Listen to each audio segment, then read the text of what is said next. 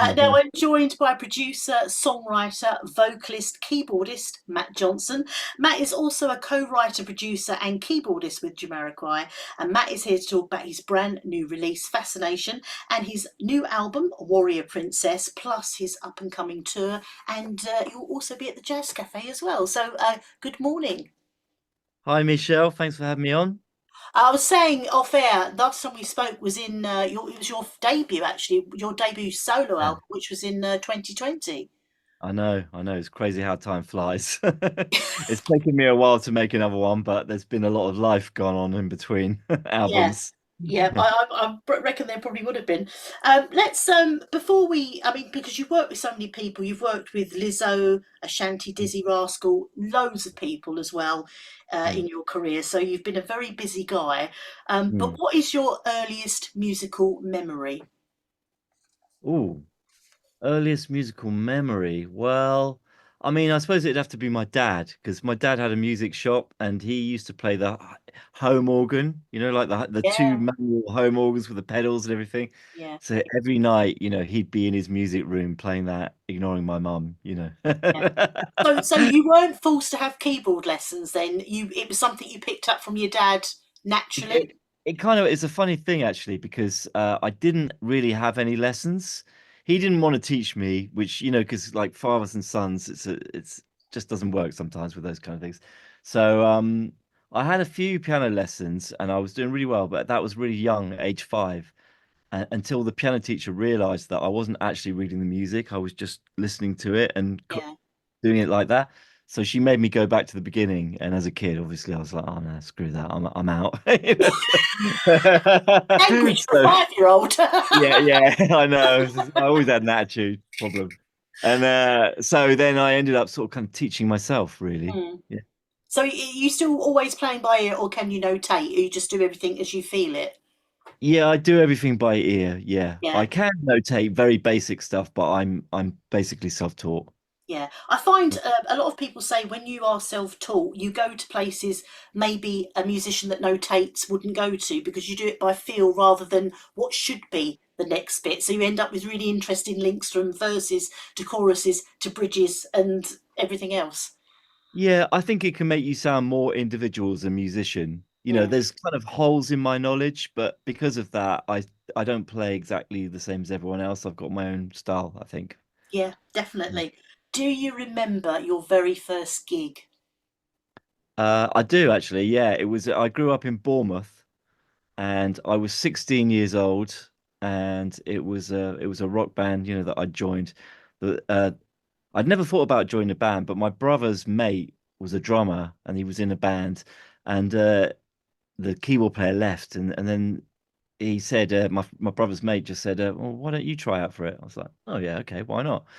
So I tried out for it. I'd never thought about joining the band, and obviously I got the job. And the weirdest thing was when I went to the audition, my uncle was there also auditioning for the same Oh, job. right. And you beat him to it. Bit awkward, a bit humiliating for him. Sorry, Unc, but there you go. Um, you've written with Jamiroquai, you co-write millions of albums, all those wonderful tours all around the world. How did you first get involved with JK and the band?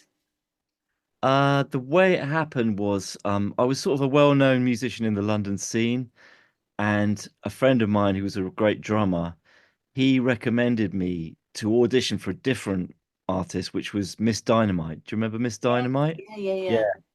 They already had a keyboard player, but they were thinking about getting a second keyboard player. So I went to that audition and they really liked me. But in the end, they decided they didn't need a second keyboard player. But the two of the guys that were in the band were ex-members of the original Jamiroquai lineup. Mm, Sorry, one of the guy. No, it was two of them. It was Stuart Zender and Simon Katz yeah. were in the band. So when Toby Smith, who was the original keyboard player with Jamiroquai, left, they recommended me to audition for it. So that's how it Were came you were about. you nervous when you went along for that, or not really? Yeah, I mean, yeah, of course I was a bit nervous, but it was a weird audition. Like I turned up and Jay's house where he still lives, it's a huge mansion with a big estate and everything. Mm, I was driving up there in my beat up old car. And I got out of the car and the first thing was two massive Alsatians just running at me, barking their heads off like they were just about to eat me. Yeah. And it was one of those moments like, oh, what do I do? I just bolt and run here? I stand my ground, just stood, and there was a very moody Jay behind him, sort of, Mm, yeah, walking towards me. That was my introduction. Uh, but the actual audition, he sort of he changed his mood changes straight away as soon as I started playing mm, because he really liked my playing. So it was yeah. actually cool. Yeah. So you co-written loads of stuff together. Just speaking about co-writing with him, and then we're going to talk about solo co-writing. So how do you two sort of bounce off each other? Do you sort of go into the studio? Is there something written down, or maybe a melody, or do you just you start playing and then he might jam something, or is it different every time? Uh, Mostly he instigates it. He has ideas on his phone, so Mm, he'll have a riff on his phone or a sort of little melody, and he can sort of hear roughly the chords in his head, but he can't pick them out. yeah, So that will be the starting point. I'll have to find the chords that he wants to hear. yeah. And sometimes it's like that, and that's it. His vision kind of comes to fruition, and I've just sort of interpreted it. Then other times it started like that, and then it goes on a journey and turns into something completely different. Mm, And then there have been times where I've just come up with a riff, and like there was a song on the last album called "We Can Do It," and we literally wrote it in 2 minutes. We had the beat, we had a beat, and I started playing this bass line, and he just started singing the basic lyric, and mm. that was the song was there. That was it. It was instantaneous.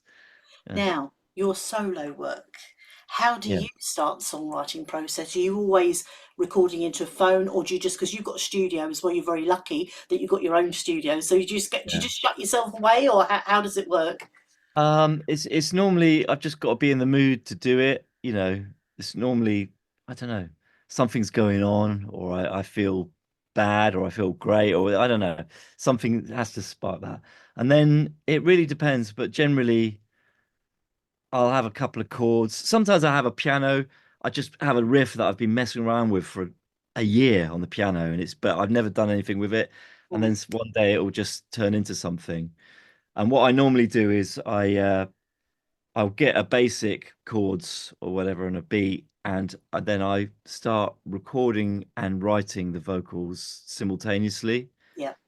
Yeah, so I'll write a lyric and I'll sing it, and then I'll write another. That's normally how it goes.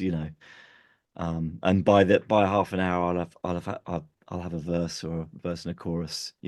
So when you've got the whole song together, and because you can play keyboard, that means you can do the drums, you can do the strings, you can do the bass, Mm. everything. Do you then give it to musicians and get them to put on their little bit of a flavour, or do you do it, or do you say actually this is exactly what I want, or is there a little bit of freedom? Oh yeah, there's definitely a freedom. Like the last album, the first one was much more just me and telling them exactly what to do, mainly because it was just done in the lockdown, and so I did everything here, and then I just got real drums replaced the ones that I'd programmed and stuff. But this time round, I wanted to use the band that I've got. I've got a really great live band, Yeah, so I wanted to make a much more organic record, and I didn't want to fix everything, because when you're a good producer, it's very easy to make everything perfect, yeah, and it's tempting to do so. But then I start to really appreciate that most of the records that I really like are not like that. They have lots of little variations and imperfections in them, and that's what makes them kind of vibey, I guess. yeah. So this time round, like Fascination, for instance, that track was I had the song, I had most of the song anyway, and I went in and we recorded the drums, bass, and guitar live. Mm, Yeah, and then I realized I wanted a bit more of the song later on, but I'd already recorded them. So by that time, we started doing some touring and stuff. So we were playing it in Amsterdam, in this place called the Paradiso, and we recorded the gig. And I basically used bits of the live gig, and I grafted them into the track that I already had. oh wow. So, so some of the track was recorded in the studio, some of it was recorded actually live. Yeah. It's quite interesting way of doing things. Very I convoluted don't think I've heard system. that. It sounds really complicated. Yeah. It was complicated. Yeah. Yeah. Because you're obviously you're doing everything, and you're a producer. As you've got a studio, is it difficult not to sort of walk in and go, "Oh, I think I'll just have another listen"? Are you good at actually going, "No, the project is finished," or are you always sort of like walking past the door and going, "Oh, I'll just go in and I'll have another little listen"? And is it Yeah. difficult to step away because you're doing? Most people would have a producer and they would let the producer get on with it, but you're doing the whole thing, so it's all It under is your difficult. control. It is difficult, I have to say. Yeah, Yeah, I would rather have someone else produce it, but it's just necessity, you know. But I'm quite good. I know when I can feel like I can play it to other people and not cringe. That's when it's done to me, yeah. you know. So, and I know when that has come, but sometimes it takes a long time for me to get there, I have to say. Songs gifted from the universe. I like this. I don't think I asked you this last time, but do you ever feel a song is gifted to you from the universe because it comes through so quickly? It's almost like you didn't write it. And if so, is there a track on this album that was like that? Yeah, I mean, I definitely feel that. Yeah. I mean, I think most of them are like that. I'm just trying to think which one would be most. The one least like that is probably the first track called Old School Funk, which is quite a sort of upbeat thing, which I wrote for a purpose. You know what I mean? For it to be Yeah. that. But all the others just came with a mood. They all came from a feeling. All the lyrics are very genuine. And I mean, I'll give you, for instance, there's one song on the album called Between the Devil and the Deep Blue Sea. And it was inspired by Greta Thunberg's journey across the Atlantic in a small boat. Yeah. Do you remember when she did that? And I remember seeing it on the news, and you saw the sort of pictures of her, and she looked like about 12 years old. Yeah. And I was just kind of staggered by the bravery of it. It really inspired me. And then I was equally staggered on the other side of it by this senator who sort of made this flippant comment, let's hope there's no freak boating accident. Mm. And it felt like a very sort of real world version of good versus evil. Yeah. So, sometimes things like that can inspire a song, and that song just came out like that, after that. Yeah. Um, yeah. So yeah, that's a bit of a long-winded answer, sorry, but definitely all the songs they just come, and I think that's mu good musicians are receptive to that and don't get in the way of the process, if you know what I mean, Yeah. with their overthinking. And do you sometimes have to write a song out of your system, even if it never sees the light of day? Because you must have things that you write and just go, I've done it and now it needs to move off somewhere. Or do you always keep those bits and then think, hold on a minute, I wrote that about 8 months ago, I can put this with that bit there? Yeah, no, Jay does that. Jay does that. I don't do that actually. I just abandon them. All right. All right. Yeah. I've If I got, feel like it's not happening, I just let it go. Yeah. yeah.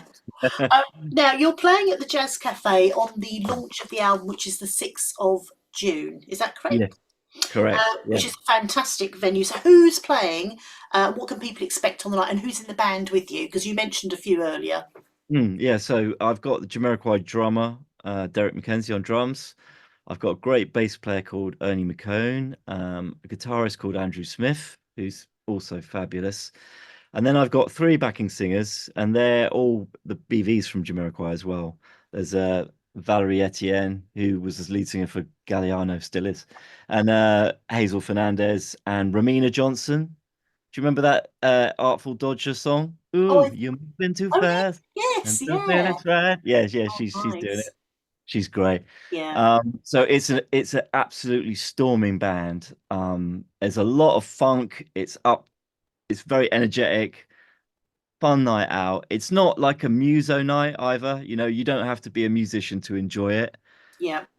It's for everyone, I would say. So yeah, get yourself down there. It's going to be a fun night. Is it yourself? Have you got support, or is it you going on straight away? Or No, I've got Jules, Julian Fontanelle. oh yes, yeah, yeah, yeah, He's gonna be playing vinyl because he's got great taste in records. yeah, So I've just got him playing. I didn't really want to support. I just wanted to have some really cool records playing beforehand, yeah, just to get the right mood going. yeah. Yeah.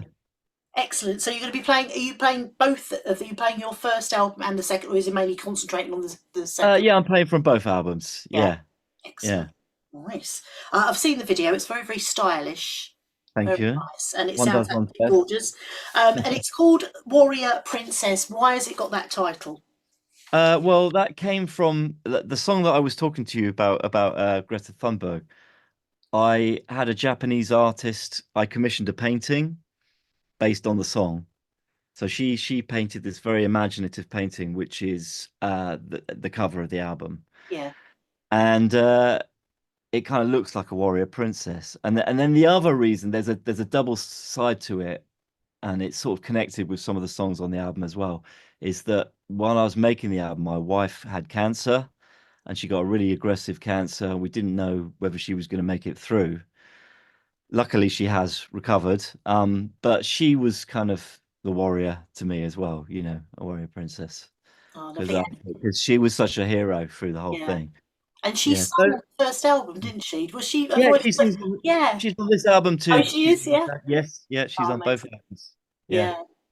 Yeah. Oh, best of luck to her, and I hope she's in. It's a tough old journey, the cancer journey, isn't it? It's not just for the person; it's for Yeah. everybody around you. It's very tough. Oh yeah, yeah, it is very tough. Yeah, we're lucky, we come out the good side of it.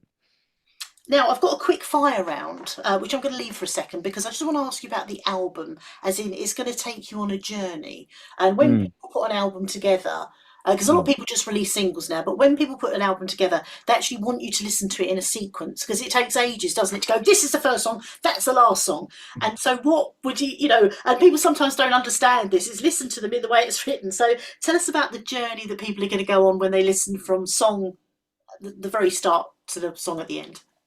yeah, yeah, you're right. It has to be thought about that stuff. And the way I thought about it, because basically this album, I go a little bit deeper musically than I did on the first album. Mm, There's some different elements in there. So the way I've sequenced it is I always think of vinyl, and it's coming out on vinyl. So the first side I call the upside. And the first song is probably the closest to the last album in some ways, like the with the music that you like. And it's got that up vibe. And the whole first side goes through that. And then you get to the second side and it starts to go in a much more deeper reflective journey. So I call side one is like the upside, side two is the deep side. So that's how I've sequenced it. And I think hopefully people will prefer side two at the end of it, mm. but initially they'll probably prefer side one. That's what I think.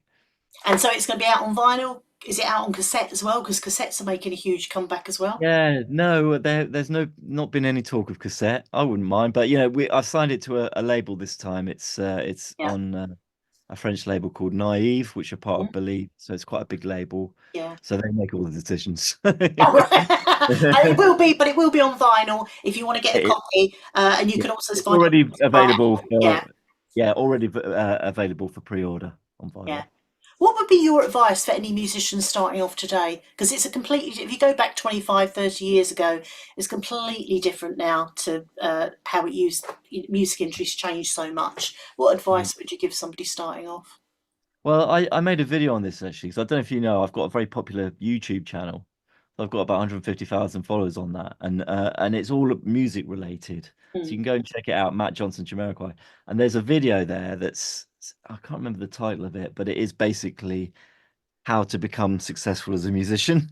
yeah, And the caveat to that is I successful is a very broad word. You know what I yes, mean? yeah, I regard successful as if you can make a living out of music and be happy, then yeah, you're a successful musician. yeah, It doesn't necessarily mean you have to be going around in Lear jets. yeah. But uh, the main, I think the biggest piece of advice I have for young musicians is do stuff. Just do stuff. Like don't sit at home thinking about it. Go out, do a gig, even if it's paying no money at all. If you've got a choice between doing a gig and not doing a gig, do the gig. Yeah. Take on anything that you're offered. Just do anything. And it sounds very obvious, but I think a lot of people don't do that. They sit at home dreaming of a record company discovering them, and that doesn't happen. It's you have to get out there, and the more things you do, even what I found in my career, it's often been surprising where I've had something great happen. I Mm, didn't expect it. And it can come through you met one person and you didn't think of anything of it, but if you made a good impression on them and then suddenly another person, some other situation happens and you come to mind. Yeah. Now we've got a That quick fire round now. all Are you right, go ready on for the then. quick one? Here we go. Yeah. There we go. Curry or Chinese? Oh, Chinese A recording or gigging? gigging, Football or cricket? cricket, A weekend in Brighton or a weekend in Italy? a weekend in Italy, A tea or coffee? coffee, Aretha Franklin or Whitney Houston? or Aretha all day long. A Ford Capri or a TR7? Oh, two levels of cheese. Okay, TR7. And the final question, your favourite keyboard of all time and why? It's a Just throw that difficult one in one. there. It's tricky, but I guess what I would go with is a Fender Rhodes. Yeah, I yeah, just love the sound of the Fender Rhodes. It's a beautiful instrument. It's pleasing. It's lovely to play. Yeah, and it's something I really gravitate towards. And there's a lot of music that I like has Fender Rhodes on it. yeah. Excellent, lovely. It's been great to talk to you. Warrior Princess is out on the 6th of June, and you can go and see Matt and the band in London at the Jazz Cafe, and you can find all the details up on the website. And if you go to your website as well, you've got all the details there. And Yeah, the you can first, find me. yep, and the first lead track is going to be Fascination as well. So what's the website people can go to? Well, you can find me on Instagram. I don't have a specific website, so if you Google Matt Johnson Jamiroquai Instagram, you'll find me, and you can find out all about my gigs and stuff from there. Lovely. Matt, would you like to introduce your song? Yeah, sure. So this is Fascination. Thank you. Yay! Oh, There we okay. go. Thanks, That Michelle. wasn't too much hard work, was it? Ah, not at all. That was fun.